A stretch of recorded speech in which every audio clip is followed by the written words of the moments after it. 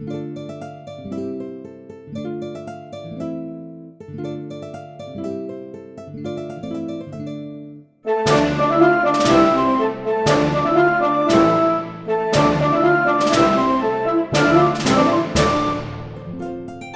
I'm Austin Tichenor, and welcome to the Shakespeareance. Thank you for joining us. I'm very excited about this conversation today. Before we begin the conversation, I just want to say thank you to my latest Patreon supporter, Andrew Sanders, who is also the producer and host of the Pop Culture Brews podcast, wherein they talk about popular culture while consuming responsibly beers that they have brewed specifically for that aspect of popular culture. And I don't think it's too much of a spoiler to say that I'm going to be joining him on his podcast as a guest, talking about Shakespeare, where I think they will have brewed a Shakes beer for us to consume. So that will be very exciting. And that's all the business stuff I've got to take care of. I just want to welcome my guest this week, Dr. Kavita Mudan Finn, to talk about Shakespeare fan fiction. And there she is. Kavita, thank you so much for coming on to the Shakespeareans. Thank you so much for having me. I'm looking forward to this. I love it. The business vest, the Time Life earpiece, it's all on fleek. Do the kids doing still my say best? That? I don't know if people still say that. We do in my house, but we are very behind the times. Yeah, no, fair. I should have probably read your bio before you came on camera. So now I'm going to read it, and you can look smug or embarrassed as you see fit. But Dr. Kavita Mudan Finn is an independent scholar who has published widely on medieval and early modern literature, Shakespeare, and fan studies. She has taught literature, history, and gender studies at Georgetown University. My son went there. George Washington University, the University of Maryland at College Park, Simmons University, and most recently MIT. When not managing a two-child, three-dog circus, she is working on a biography of the 15th-century Queen Elizabeth Woodville and continuing to write fan fiction, as she has done since the age of 5. Which is exactly why I was so excited to talk to you, because you are both a scholar of and creator of fan fiction, and I'm interested in that intersection. But first, I should ask if you want to reveal whether your two children have Shakespearean fan fiction names. One of them actually has a Shakespearean name. One of them is named Olivia. Oh, very nice. A very good friend of ours just had a baby that they named Viola. Oh, yeah. Yeah. And a friend of mine has a baby named Rosalind. So we... Yes. We're going strong on the Shakespearean names. Though they be little, they be fierce. Yes. Oh, very. Our children, I guess, are fan fiction tributes to the Market in Boston, the record producer and Jack Klugman. His name is Quincy. And the other one is a tribute to Henry James and maybe F. Fitzgerald, Daisy, I think. Nice. So yeah, we weren't thinking strong enough about Shakespeare when we were naming our children. Well, to be fair, if you translate Daisy into French, you get Marguerite, and so you end up with Margaret. That's 100% true. We knew about that. When we discovered Margaret is a family name for both my wife and I. And so when we discovered that Daisy is a diminution translation nickname for Margaret, we went, yes, we're all in. So her name's Margaret/Daisy. So let's talk about fan fiction, and maybe we should define our terms. What do we talk about when we're talking about fan fiction? Well, isn't that a thorny question? So fan fiction is a lot. It's a term that people actually have a lot of difficulty defining, at least in part because what we think of as fan fiction nowadays is not necessarily the same thing as what fan fiction might have looked like 100, 200, 300 years ago. Well, that's exciting to me that it's an older idea than I thought it was. Oh, it's very old. It is. In its basic essence, fan fiction is as old as fiction. It is as old as the telling of stories, because all it is, in its very purest sense, is taking a pre-existing story and transforming it. in some way. And whether that is as simple as flipping the perspective, telling the story from a different point of view, taking the story and talking about what happened before, what happened after. You can even look at something like, for instance, Homer's Iliad. Homer's Iliad is a very specific period of time. It covers the period between the period of the end of the Trojan War. You don't get the beginning of the Trojan War. You don't get what happened afterward. You get just this section. Right. So fast forward 1,000, 1,500 years, and you get Virgil. And Virgil decides that he wants to write about this one guy who survived the fall of Troy and happened to go wandering off and found Rome. And while it may be perhaps an oversimplification to say that all literature is ultimately fan fiction, all literature is ultimately transformative. And so fan fiction it falls within that larger category of transformative fiction. Interesting. I love the idea that the Iliad is the first celebrity fiction, fan fiction. Oh, and slash fic, depending on some of his adventures. Oh yeah. I mean, Achilles and Patroclus, the OG slashers, OG slash couple. Well, and in talking about Shakespeare, there's definitely a feeling that, like, in his early plays, if we think of his second or third through fourth and seventh plays being his Henry VI plays, that seems like fan fiction to me, not only for English history and about Henry VI, but for his own work. He writes part two, and then he goes, hang on, I can continue this story. And in some way, I wonder, is it like one of those great what ifs? I'm a huge fan of fan fiction, just generally, not even Shakespearean. I love all the Sherlock Holmes pastiches, Nicholas Myers, particularly 7% Solution, West End horror. But does Shakespeare think about how cool would it be if Henry VI's troops met Joan of Arc? What would that be like? Is that ring true to you? Absolutely. No, I mean, so the prevailing theory, or at least relatively recently, the prevailing theory became that the Henry VI plays were a collaboration of some kind. Right. Shakespeare and some combination of Marlowe, Drayton, whoever else was around. Like, there were a bunch of different people around. Yeah. George Wilkins, Middleton, or those guys later? No, Middleton's a little bit later. So yeah. I think this is mostly, you're looking at Thomas Kidd, Christopher Marlowe, Michael Drayton, that crowd. They were all hanging out in the same, they were all in the same sort of physical vicinity in the early 1590s. And I at least like to believe they were all hanging out and throwing ideas back and forth over beers. So I don't think that's wrong. I don't think it's wrong either. I mean, we have records that, like, a bunch of them happened to show up at the Mermaid Tavern from time to time. That was the big hangout.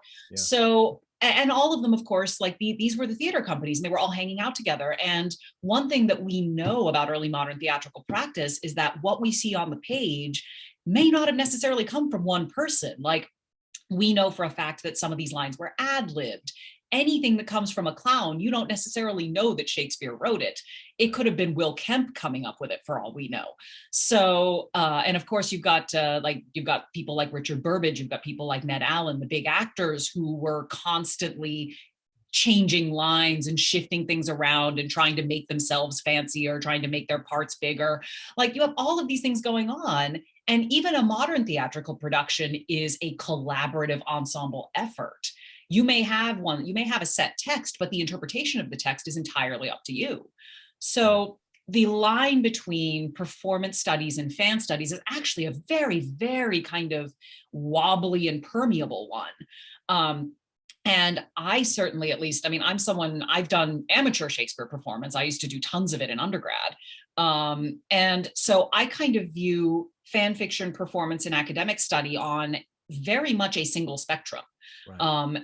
And they're all overlapping skill sets that often end up coming to bear on the same project. Yeah, that's fascinating. And as you say in your bio, you were a creator of fan fiction before you became a scholar of it. Significantly earlier.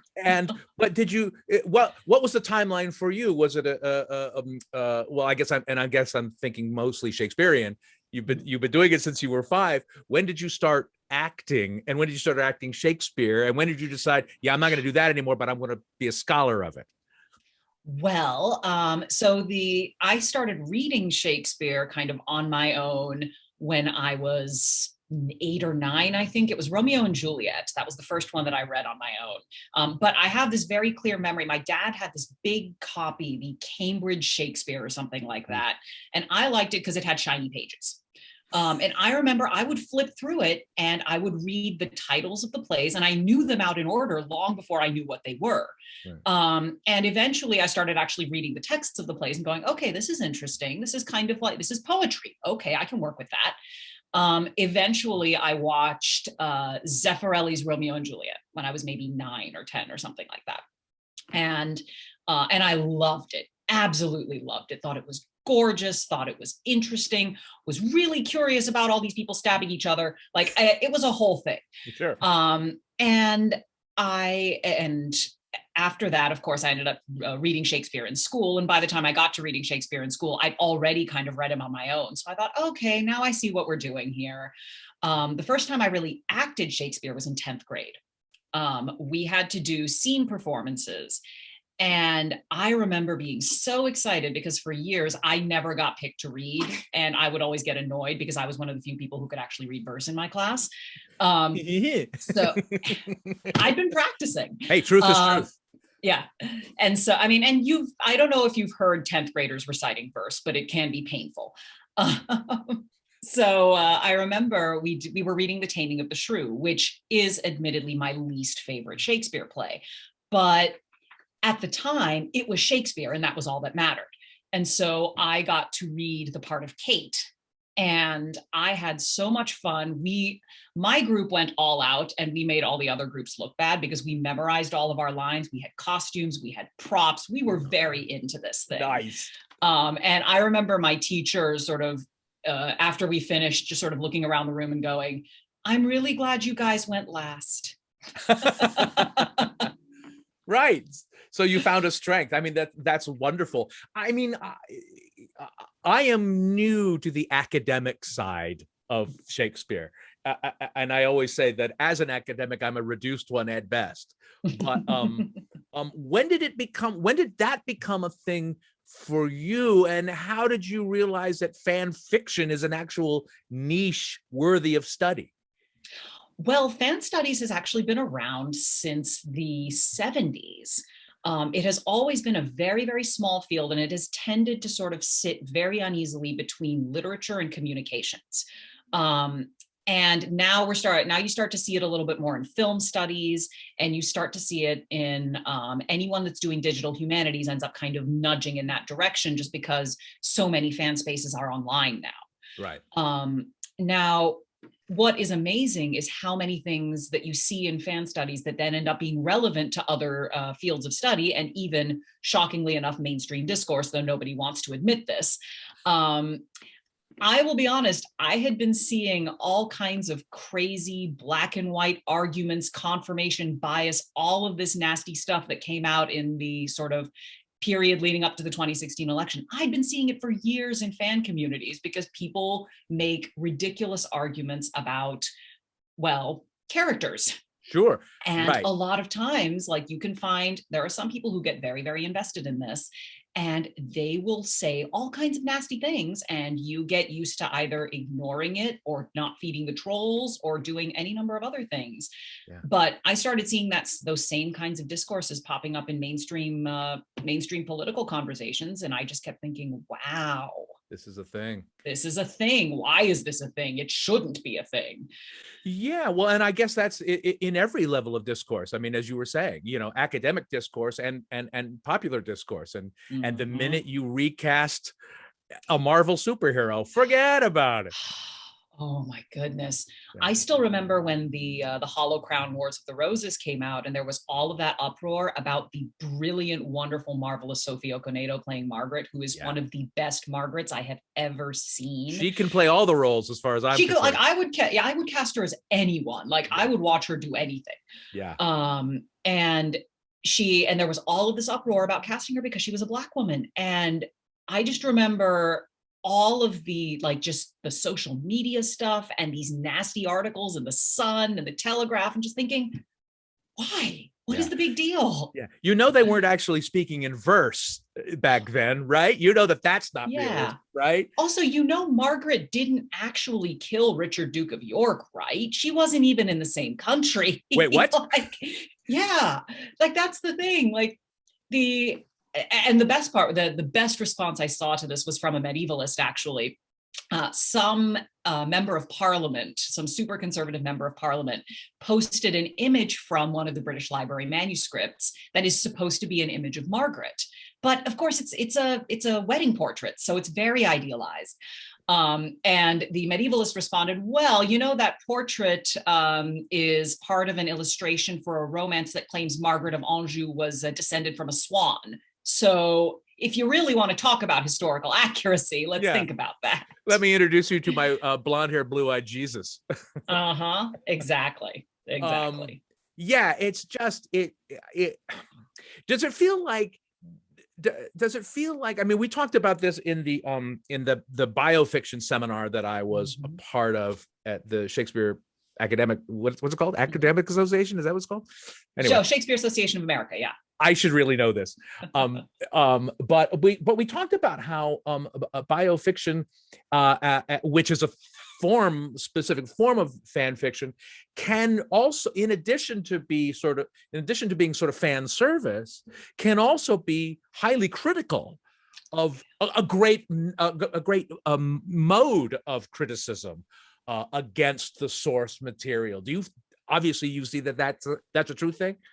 Oh, absolutely. No, I've done, the chapter that I'm writing for the anti-fandom book actually is about what I call fanish reading of Shakespeare.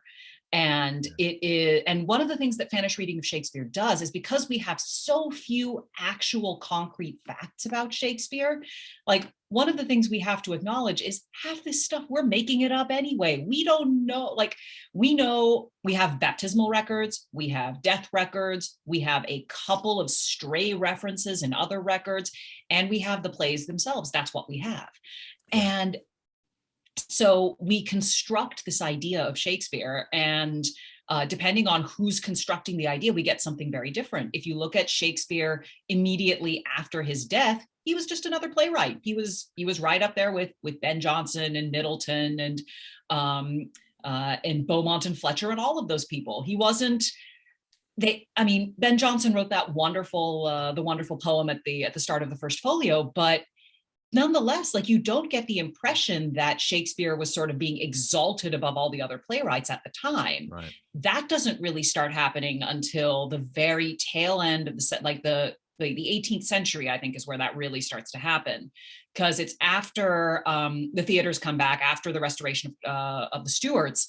But even then, like, he's popular drama.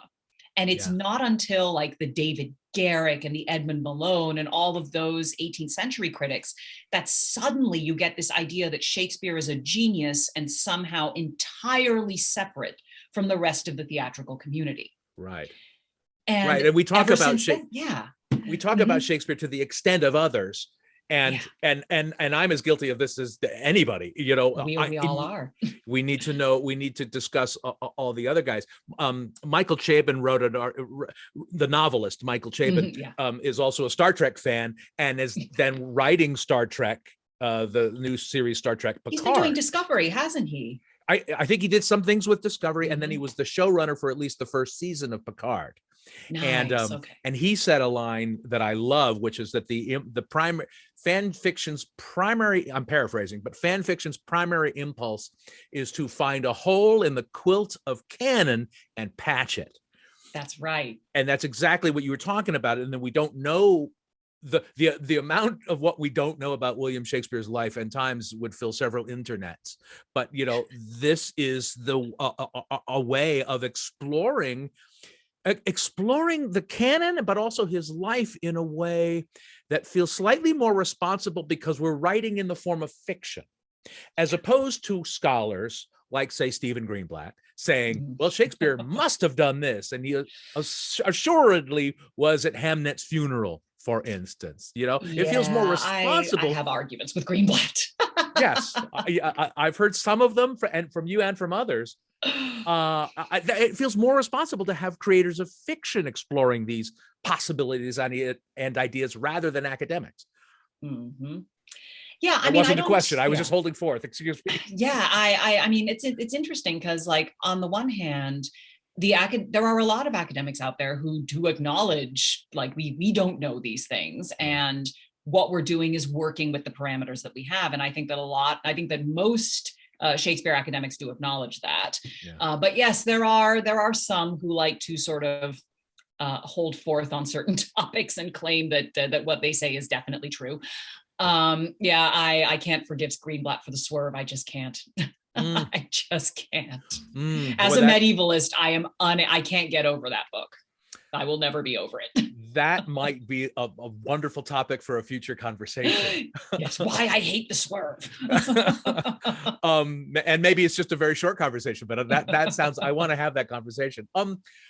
We have a few guests in the chat. Dee Ryan has said she's loving the convo. Thank you, honey. That's my wife. And if you have, we'll keep talking, but if you have any questions, feel free to put them in the chat, and I'll open it up in just a few minutes in case anybody wants to turn their camera on and join the conversation and be recognized visually. Do you have any questions for me about fan fiction? Well, one of the questions that I have had for a long time, because I first watched a performance of the Reduced Shakespeare Company back in 1998.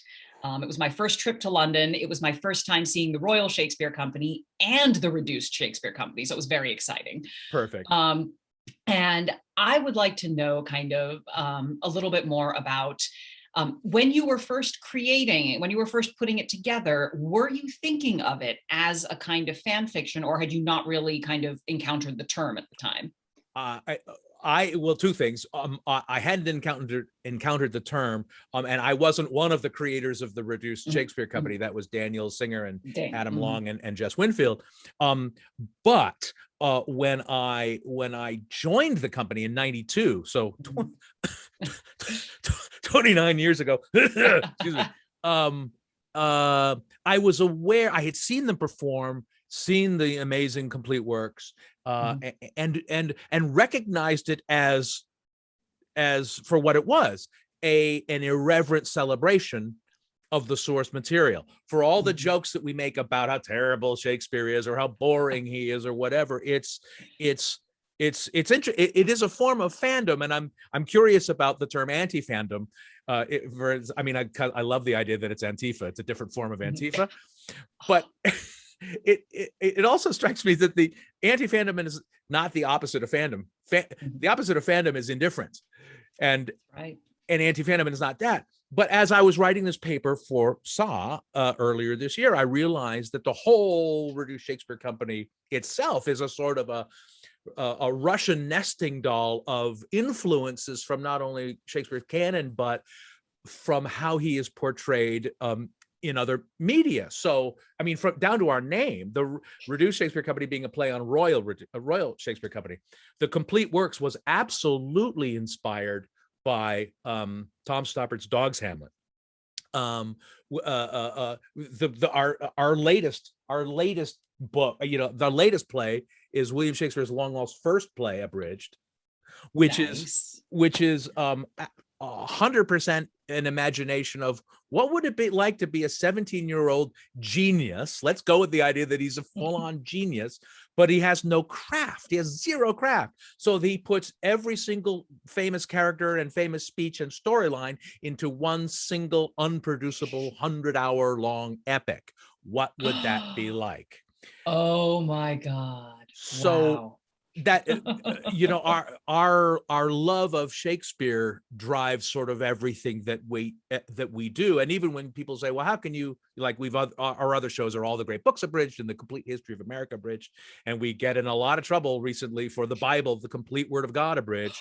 But it all comes from a place of love and celebration, because we wouldn't spend years on these things without loving the source material. So in a way, it's absolutely our way of doing everything, having fun with him, performing him, criticizing him, criticizing the way he is presented, not only in theater, by theater companies and by bored high school teachers who wish they were teaching something else. It's an examination of sort of all those things, but in the form of a hopefully funny comedy. Yeah, I mean, I think that's really the big thing that if I try to get people to take anything away from fan studies or my discussions of fandom, it's that when you are critiquing something, more often than not, the critique is rooted in love. I critique Shakespeare all the time. I have huge problems with a lot of the things in Shakespeare's plays, but that does not mean that I don't love Shakespeare. Right. I would not have devoted years of my life to studying him if I didn't. Well, yeah, and I think that one of the first grown-up things one does about Shakespeare is realize that not all of him is that good. No. Some of it's actively terrible, or maybe even hateful. Although maybe we can debate about that too in some instances. What does anybody? If anybody has any questions, please put it in the chat. But we can keep talking. Well, I remember having a lot of my fan fiction Shakespeare. Oh goodness. Oh yes, good question. Well, let's see. In terms of headcanon, like what do I think Shakespeare was like? That's a good question. Yeah, I can come up with that. So, all right. So this goes back to what I was saying before about collaboration. Yeah. When I was first reading about this, and I read a bunch of it because I happened to be writing a paper that was related to that at the time. When I was first reading about these collaborations, a lot of the articles that I was reading tried to say that, okay, the way that they did this was they divided up the scenes. Marlowe wrote scenes 1 to like act 2, scenes 3 and 5. Shakespeare wrote act 2, scenes 4 and 6, like whatever, something like that. And I'm reading all of this and I'm thinking, I mean, maybe, sure, you could do it like that. But what if it was a more interesting kind of collaboration? What if it was two guys sitting over a couple of pints, chatting about ideas that they had for plays they wanted to write? One of them was an established playwright. One of them was famous. He'd already started his career and he was well on the rise. The other one had just come in. He liked the theater. He was interested in the theater, but he'd never really done it before. So what's he going to do? He's going to try and follow what the famous guy does. Right. Marlowe and Kidd were the first ones to start really using blank verse, and Shakespeare is the one who takes it and just runs with it for his entire body of work. Mm-hmm. So I imagine Shakespeare and Marlowe kind of batting things back and forth, and then eventually Shakespeare is starting to produce these history plays, and history plays were the thing in the early 1590s. Everyone was writing them. Marlowe was writing them. Kidd was kind of writing them. I mean, the Spanish tragedy, you can make an argument. Drayton was writing them. George Peele was writing them, like everyone. And there are all of these anonymous history plays that survived to this day. And I like to think that Shakespeare saw the anonymous true tragedy of Richard III, which is not a very good play. Like, it has some good lines in it, but it is not a very good play. And that he saw that and he went, you know what, I can do better. And who wrote that play? We don't know. We have no clue who wrote it. Yeah. Okay. We know the only thing, like, it survives as an anonymous copy. We know that the Queen's men were performing it. We know that it was tremendously popular. And we know that part of the reason it was popular was because of one character, and that character was Jane Shore.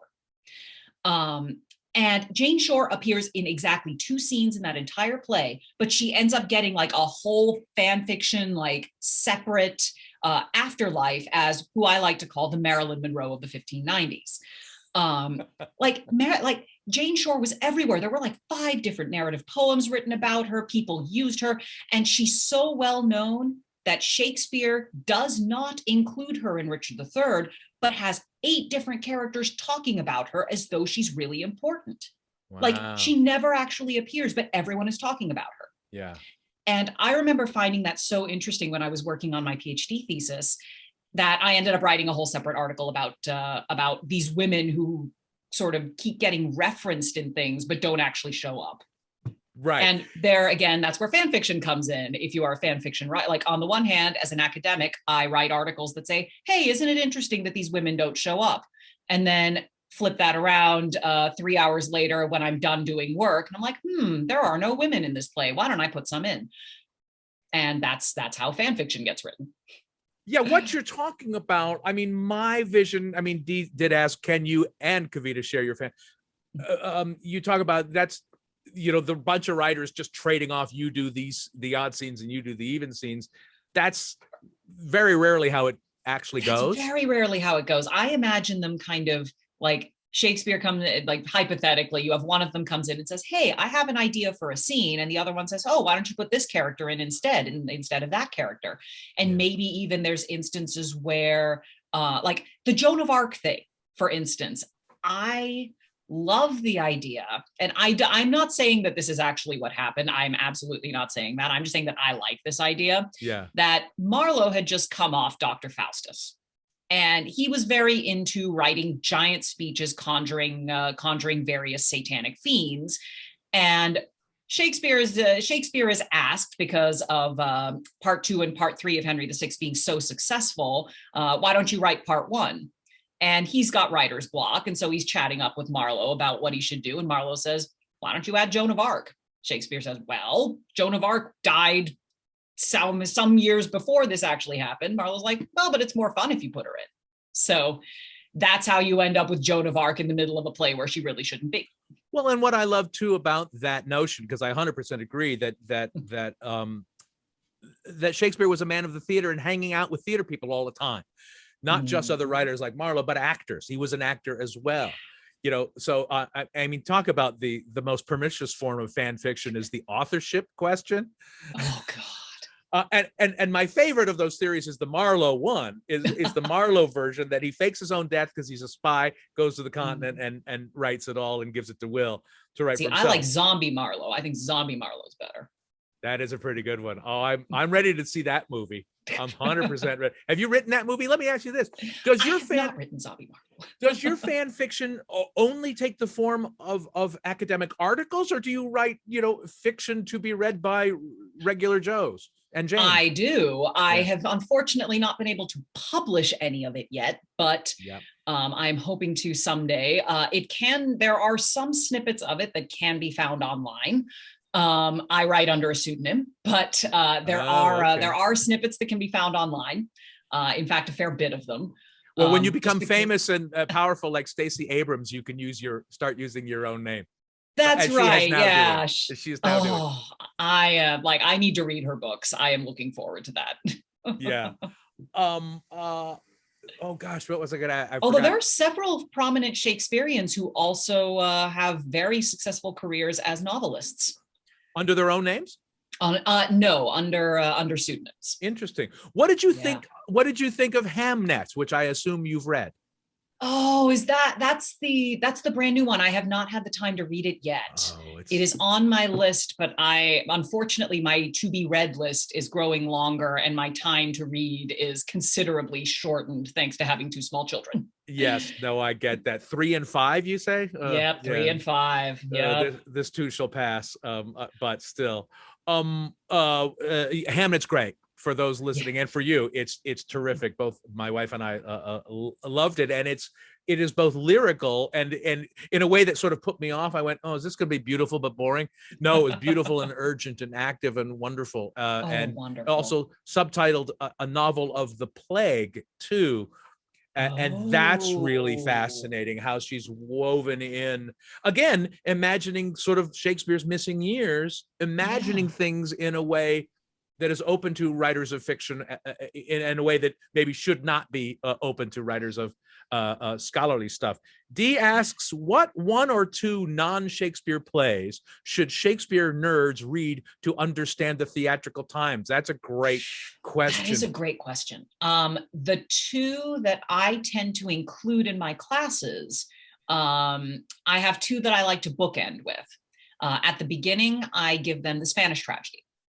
Because the Spanish tragedy, even like I would love to give them something from Marlowe, but Marlowe Marlowe actually reads beautifully if you put him alongside Shakespeare. So sometimes I've done like Edward II and Richard II, or something like that. Yeah. I love the Spanish tragedy because it's got all of the different elements that you can later see in a bunch of Shakespeare plays, whereas Marlowe's kind of doing his own thing. So I would definitely say the Spanish tragedy for one of them. And I absolutely love Webster's Duchess of Malfi. The Duchess of Malfi, to me, I like bookending classes with them because you can see how much Webster was influenced by Shakespeare in that play. Interesting. Because especially the character of the Duchess, the character of Bosala, those are both such complex, nuanced characters. And I really think you can see a lot of kind of Shakespearean fingerprints on them. Do you make a distinction between fan service and fan fiction? Yes, I do. Fan service, I feel, has a more kind of top-down corporate feel to it. Fan service to me, I mean, unfortunately, a lot of times fan service has become kind of a pejorative term. I don't think it should be necessarily. Right. But I feel like fan service is something that exists only in a world with corporate entities, because fan service is like the powers that be reaching out and saying, here, fans, have a thing. This is for you. Yeah. Whereas fan fiction seems to be coming from the bottom rather than from the top. Interesting. Fan fiction is individual fans looking around, looking at a piece of work and saying, okay, this is fine as it is, or this is not fine as it is, but here, let me change one or two things. Let me flip this around. Let me add a missing scene. Let me add a prequel, a sequel, all of these other things. Let me switch these characters so they're a different gender, a different race, a different sexuality. Yeah. It's very, very exploratory in a lot of ways. Whereas fan service, I think, is at least, it's meant to be something that is, I guess, that, how do I put this? I guess it's something that is meant to make fans happy, or at least is perceived that it's going to make fans happy. Right. And there's always this kind of taken aback reaction if it doesn't make fans happy, which sometimes it does not. Like I can think of plenty of examples where the fan service has been done disingenuously or has been done in such a way that you look at it and go, really? Come on now, that's not fan service. That's you trying and failing. Yeah, and you're pissing off the people you think you're trying to please. Mm-hmm. What do you think? What do you think then about Shakespeare, who, for my money, was the corporate model of his day? I mean, he was perfecting an industry that he helped kind of create. And it feels like so many of his plays were written to capitalize on popular themes, giving the audience, I mean, he only made money if there were butts in seats. He had to give the audience what they want. How do you feel about Shakespeare as a creator of fan service rather than fan fiction?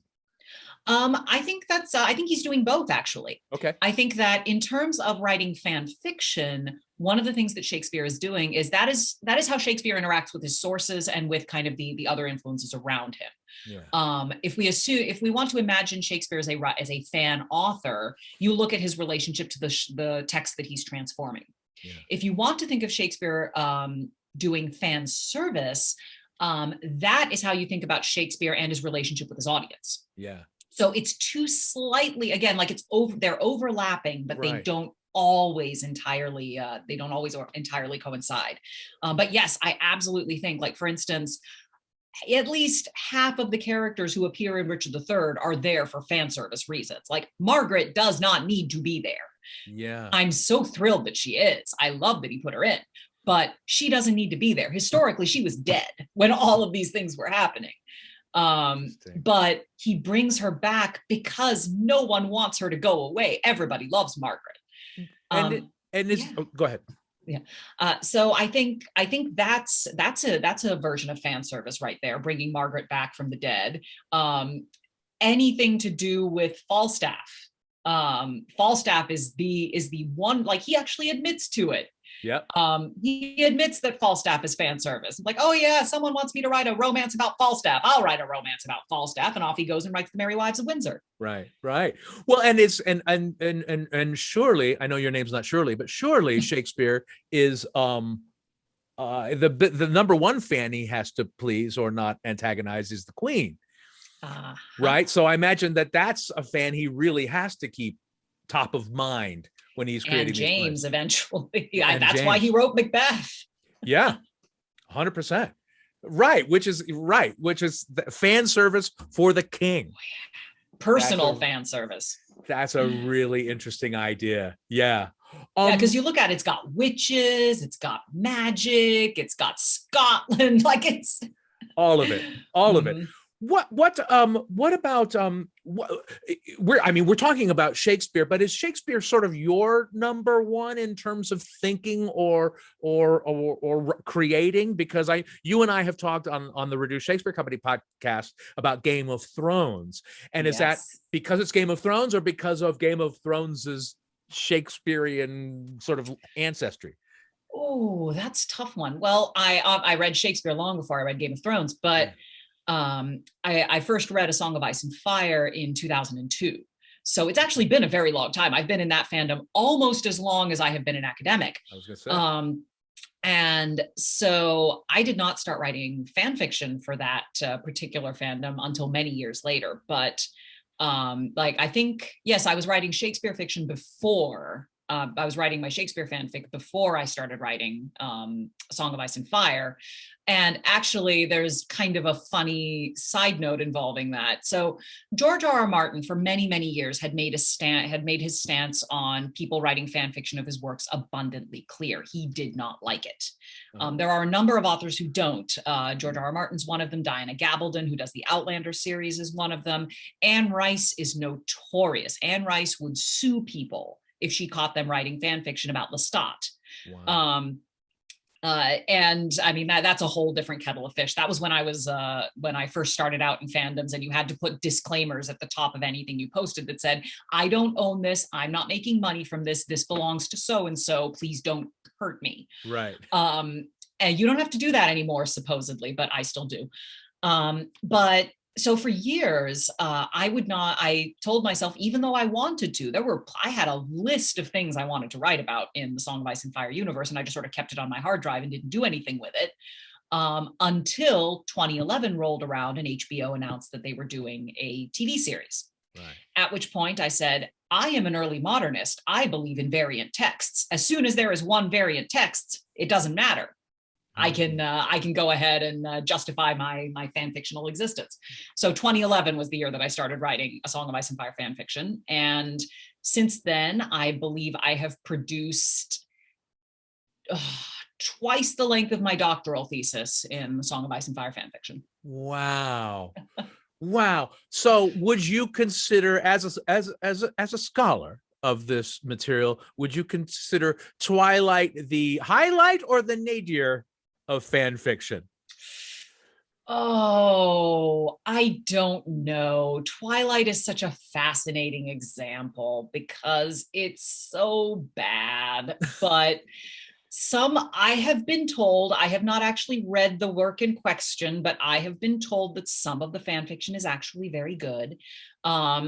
And there are a number of authors who have actually gone on to have very successful careers as writers of fiction who started out writing Twilight fanfic. And I'm not talking about E.L. James. I'm talking about other authors. Right. E.L. James is a whole separate thing. But Twilight, yes. I mean, it's in there. I remember being around for the Twilight fandom and just kind of watching it from a distance and going, ooh, I don't know what's going on over there. Well, it might arguably be the most successful.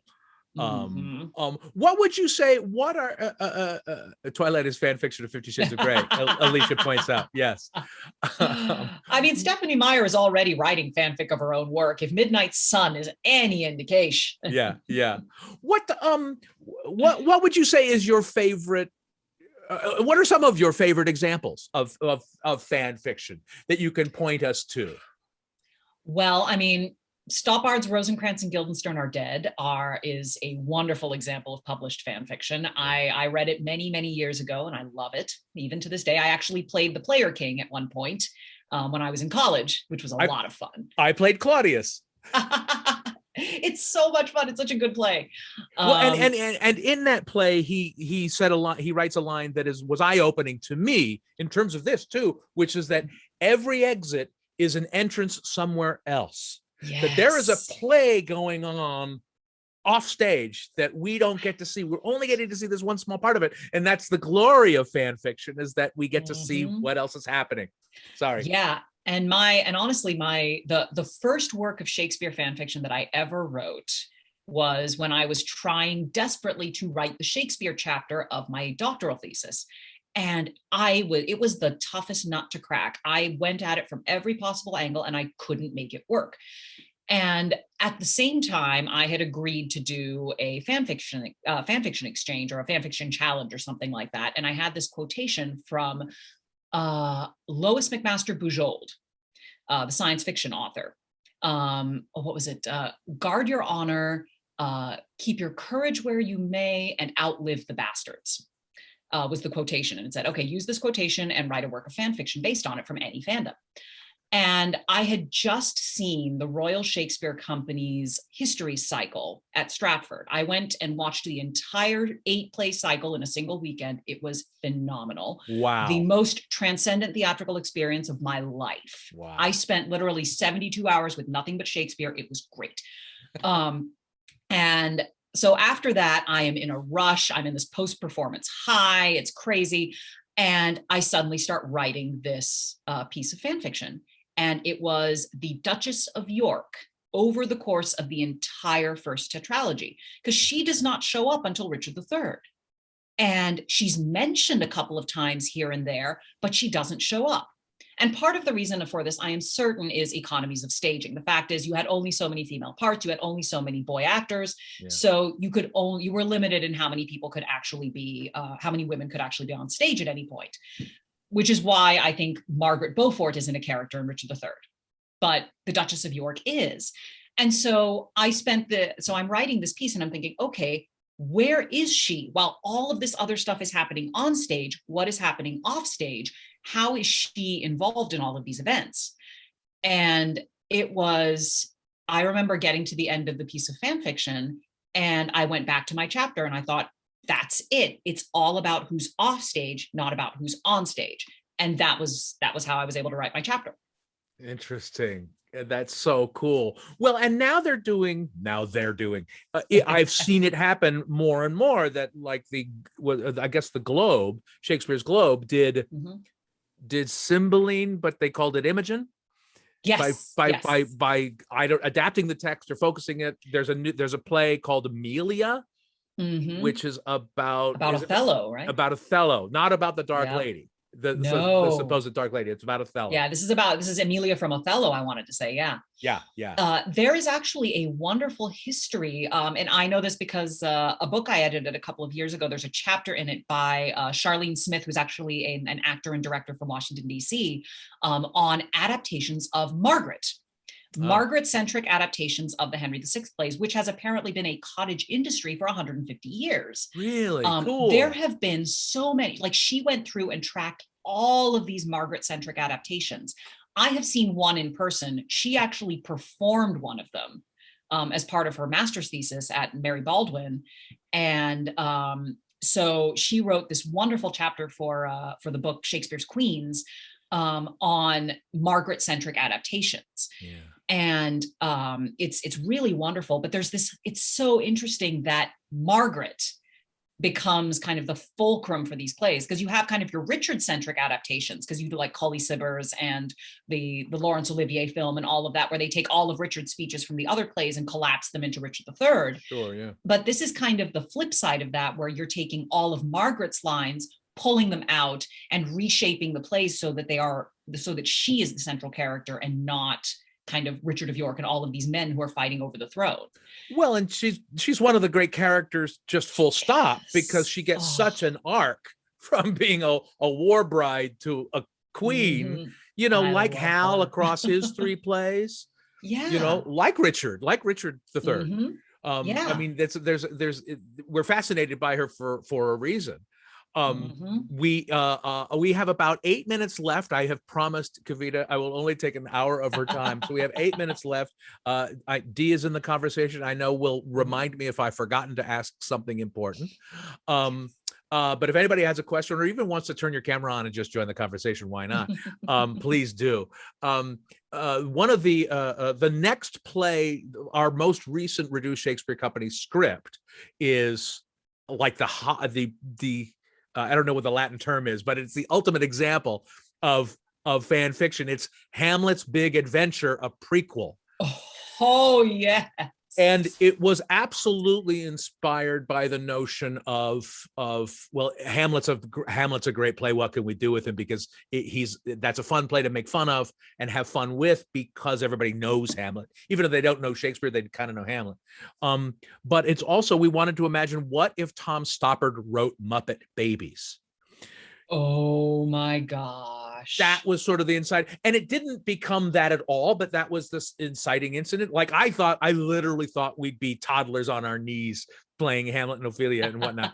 But we became teenagers, and the events of Hamlet's Big Adventure take us right up to the beginning of the events of Shakespeare's play. Fun. But it's a comedy. It's the comedy of the Prince of Denmark, not the tragedy of the Prince of Denmark. And it explores what is the nature of Hamlet and Ophelia's relationship, and also where's Ophelia's mother? Why is she not even mentioned in Hamlet? So it was absolute. That's why Chabon's quote resonates so strongly with me. Is we were absolutely finding holes in the quilt of canon and trying to patch them in our ridiculous way. I have read, speaking of wonderful fan fiction based on Hamlet, there is a magnificent one that I can send you a link for. I'll have to look it up, but it is a crossover between Hamlet and the works of H.P. Lovecraft. And it completely flips the novel on its head, flips the play on its head. It's so well done. It is so creepy. Do not read it in a dark room. The reason I know is because I know the author and I beta read it for her. So nice. I just remember reading it and being absolutely floored. Like it was, so, John Updike's Gertrude and Claudius that he wrote way back in the 90s. I was like, and I remember as soon as it came out, I grabbed it from the library. I devoured it because I desperately wanted Hamlet fanfic, and that was what was available. That was, I couldn't finish it. That was all there was. I couldn't finish it either. Like, I wanted to love it and I didn't. Yeah, me too. And I was very disappointed with at the time, because I was a teenager, I was like, oh, I'm just disappointed in myself. I thought I liked literature. Apparently not. Well, and then just, we haven't read the book, but Dee and I watched the movie of Ophelia, which the book is not very good. Well, and the movie wasn't either. The movie was just kind of the Hamlet with Ophelia looking over. Oh, look at the play Hamlet happening. Yeah, it's not. I remember I read the book and I was very excited to read the book, and I was so disappointed when I read it. I read it actually in graduate school because I was in a children's lit reading group. Okay. And they decided, hey, you're a Shakespearean. Why don't you do young adult adaptations of Shakespeare? It was a mistake. Everything I read was terrible. Yeah, I think they have improved since then. This was in 2007 or so. So I like to think that in the intervening dozen or so years, things have gotten better. Well, and Dee says in the chat that the film of Ophelia was better than the book. I could see that they would have had to do some more because the book was a very wet blanket. And it did become interesting in the second half because it suddenly then now became about Ophelia taking action against the things that were happening. And Alicia Elliott also says, I'm not sure if this would be considered fanfic, but this is an amazing play based off of The Dark Lady and some of Shakespeare's. This is Amelia play. That is the Amelia. Yeah. Okay, that is the Amelia play. Because there's also a wonderful Toni Morrison play about Desdemona. That retells the story, that retells Othello from the point of view of Barbary, the maid. Oh, interesting. And it's supposed to be really wonderful. I have not read it entirely, but I've seen quotations from it, and it sounds. I mean, it's Toni Morrison, so it's hard. Yeah, you can't go wrong. Had we world enough and time to read all the great fan fiction out there, Well, I was responsible for the annotated bibliography for a research handbook on Shakespeare and adaptation. Oh, wow. And if you want to, like, the amount of stuff that's out there, I had to put a giant disclaimer at the front of it saying, this is only scratching the surface. There is so much out there. I'm doing my best. Well, you're such a great guide through all of this, and this has been such a fantastic conversation. Where can people find you and your stuff and your suggestions and just more about you and what you do? Well, I have a website that has a list of all of my publications on it, conference papers, links to videos, podcasts, other things that I've done. Cool. It's just kvmfinn.wordpress.com. Okay. The blog on that is sadly is very out of date, but I'm doing my best. I'm trying to bring it up. Yeah. But if you go back far enough, there are in fact Game of Thrones themed cocktail recipes, which are quite fun, fun. and delicious. I can confirm that, having tried all of them. So more than once. Yes. Oh yeah. No, some of them are really good, actually. It's been a long pandemic. No judgment. No judgment. My cocktail game is off the charts now. But yeah, so kvmfinn.wordpress.com. I'm also kvmfinn on Twitter. Mm-hmm. At the moment, my Twitter seems to have been taken over by the Green Knight, but I expect the Shakespeare will come back sooner or later. Oh, well, boy, we didn't even talk about the Green Knight, both the Green Knight. I want to watch it so badly. They need to start streaming it because I can't go to the cinema. Well, and Dev Patel and David Copperfield, that was both fan fiction to me and fan service because he was so good and it was such a great adaptation. Yeah. Yeah, I am so looking forward to this. Like, I love Sir Gawain and the Green Knight. It is such a fanficky poem. Like, it is slash fic. That is a slash fic in a poem. And I love it. I think it's wonderful. I am so looking forward to this adaptation. Because it has been so long since there's been a good Arthurian adaptation out there. Like, I will say, like, I grew up with Camelot. I love Camelot. It is flawed, but I love it. Yep. I saw Excalibur, which has its moments of utter brilliance and also its moments of why did you do this? Yeah. Helen Mirren's gravity-defying armor. I will never understand it. And then everything since then has just been so dull. Well, and in the articles about the Green Knight coming out, I've heard several people express the idea that the greatest film version of the Arthurian legend is the animated Sword in the Stone. Monty Python and the Holy Grail, by far. Even Monty better. Python and the Holy Grail. Listen, there's no topping Monty Python and the Holy Grail, so we are going to end this episode of the Shakespeareans on that. Dr. Kavita Mudan Finn, thank you so much for coming on and talking to me, and thanks to D. Ryan, Alicia Elliott, Suma Mudan, any relation, I wonder? Yeah, that would be my stuff. Bates, thank you for joining us in this conversation and adding to the chat. And we'll see you next month on the Shakespeareans. Thanks, you guys. Thank you. Bye.